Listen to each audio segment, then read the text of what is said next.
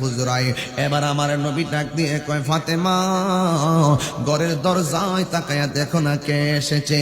মা ফাতেমা একটা দৌড় মাইরা কয় আব্বা ও আব্বা ও ইয়া রাসূলুল্লাহ। এমন মানুষ আর জীবনেও দেখি নাই যার পা হলো জমিনে আর মাথা হলো আসমানে গো। এবার আমার নবী ডাক দিয়ে বলে মেহমান এসেছে, মেহমানকে ঘরের মধ্যে বসার জায়গা দিয়ে দাও। মা ফাতেমা ডাক দিয়ে বলে নবী গো এই লোকটা কেডা গো? আমার নবী বলে ইনি হল মালাকুল মউত আজরাইল।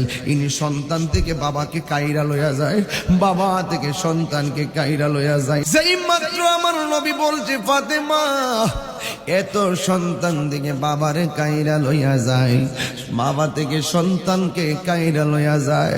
মা ফাতেমা কয় নবী গো হইলে আপনি নাই, নাইলে আমি নাই, নাইলে হাসান নাই। আমার নবী ডাক দিয়ে কয় ফাতেমা আজরাইলকে কথা বলার সুযোগ দাও। এবার আজরাইল আলাইহিস সালাম আমার নবীর কাছে আইসা কয় ও নবী গো, নবী গো আল্লাহ আপনারে সালাম দিছে। আরো বড় করে বলেন না সুবহানাল্লাহ। সালাম দিছে কে?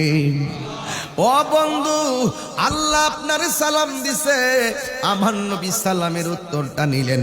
আজরাইলের ডাক দিয়ে কয় নবী গো আল্লাহ আমারে পাঠাইছে, আপনি যদি চান দুনিয়াতে সারা জীবন থাকবেন, আর যদি চান আপনাকে আল্লাহর দরবারে নিয়ে যাওয়ার জন্য পাঠাইছে।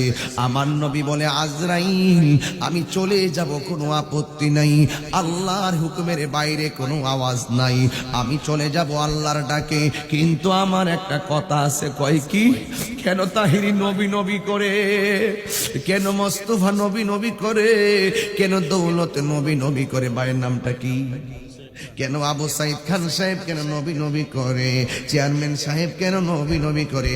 আমার টিটু কেন আজকা ইসলামের ছায়া তুলে নবীর কালিমা পড়ার জন্য মাহফিলে হাজির হইয়া গেছে? বন্ধুরে একটা সেকেন্ডের জন্য আমার নবী তোমারে বলে না। আমার নবী দুনিয়াতে আইসা কই উম্মতি যাওয়ার সময় আজরাইল রে এমন একটা কথা কইছে, আজরাইল তুমি আমারে নিবা অসুবিধা নাই, কিন্তু তোমার লগে আমার একটা কথা আছে। কয় কি?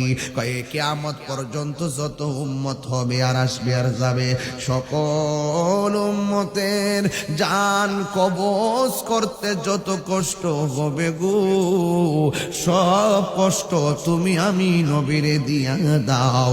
এরপরে আমার উম্মতের কষ্ট আমি সহ্য করতে পারবো না।